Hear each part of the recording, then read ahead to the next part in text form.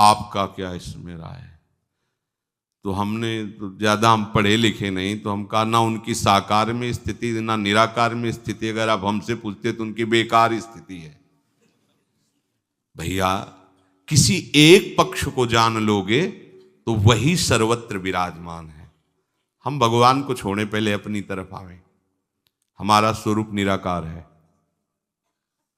ये हमारा स्वरूप थोड़ी आकार।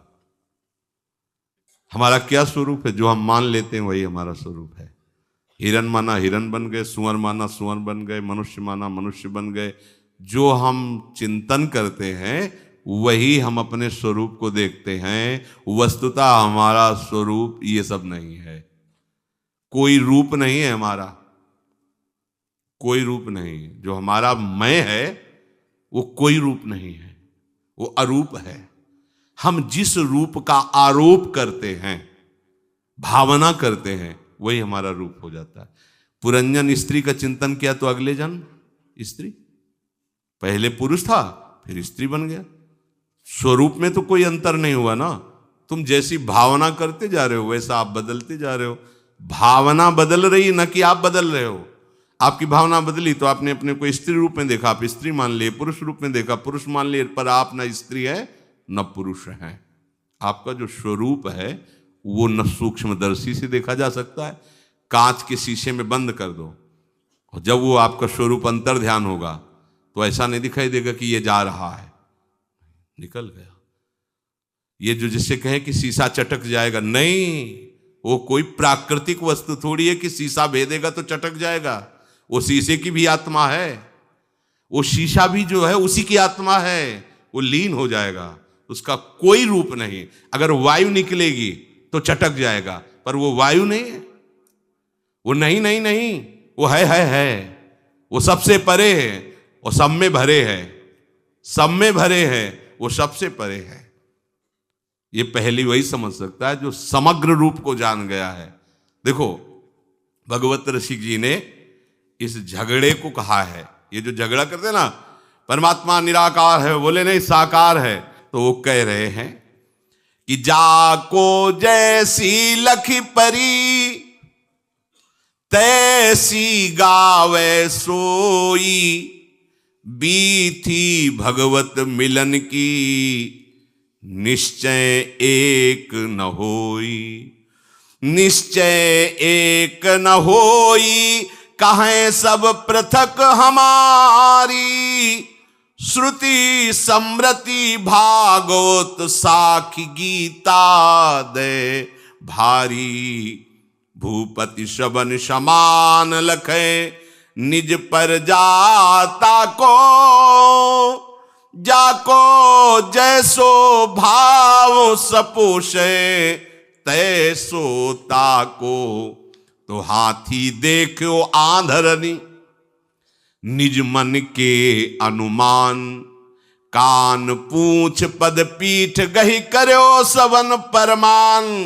करो सवन परमान बिटोरा सूप पाट तर। झगरे संत महंत निगम आगम पुराणवर।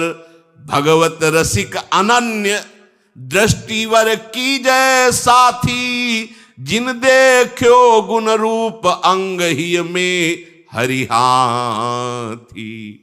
भगवत रसिक जी कह रहे श्री हरि के पहुंचने का जिसने जैसा भाव किया वैसा ही मेरे हरि ने उसे अनुभव कराया।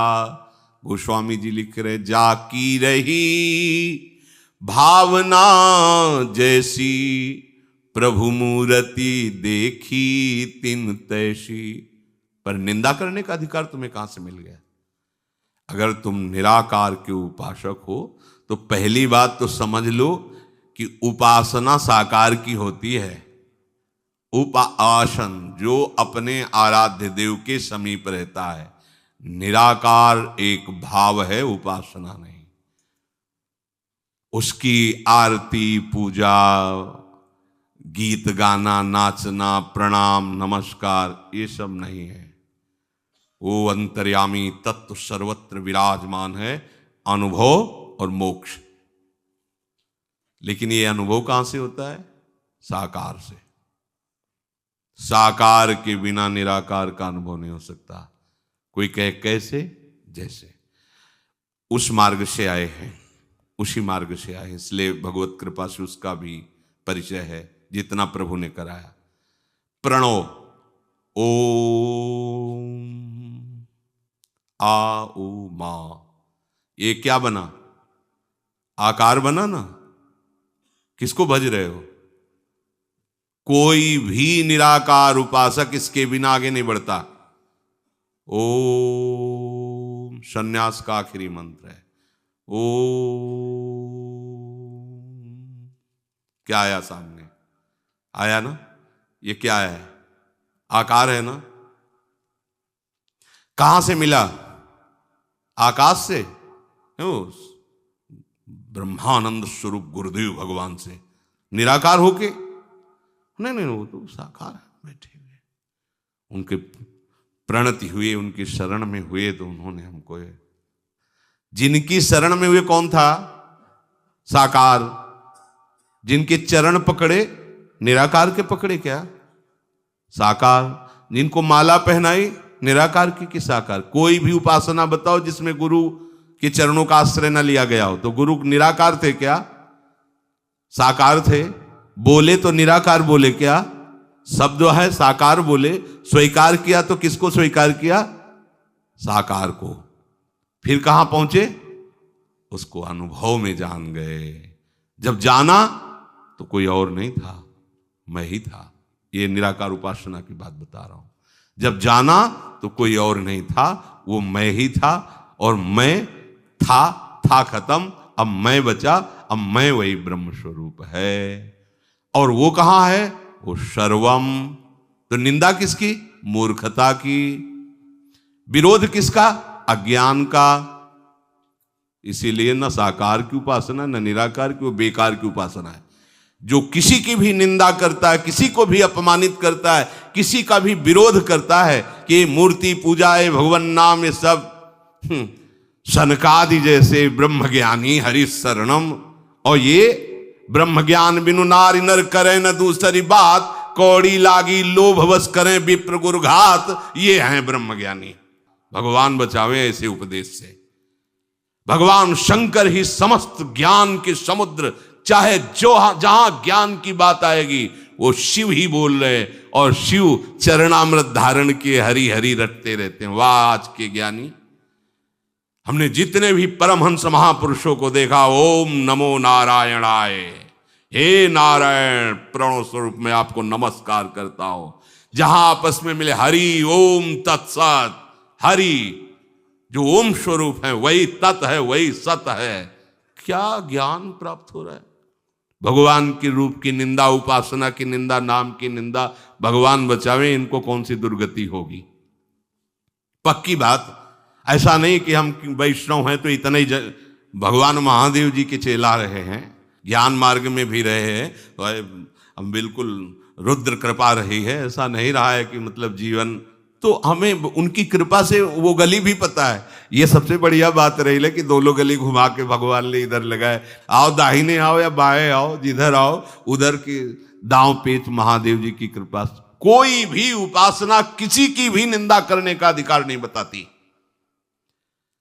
वही जल जब गाढ़ रूप हो गया तो आकार धारण कर लिया, बर्फ, बर्फ के रेसे रेसे में जल ही है। ऐसे ही भगवान साकार हो या निराकार हो, फिर वेद की बात गलत हो जाएगी। एकोहम बहुश्यामा, चाहे एक निराकार मान ले, चाहे साकार मान ले, चाहे निराकार साकार दोनों मान ले, वही है, उसके सिवा कोई है। सर्वम खलमिदम ब्रह्म ने नास्ति किंचन। कहां तेरा ज्ञान गया? जो किसी की भी निंदा करता है वो ज्ञानी हो ही नहीं सकता, वो अज्ञानी है।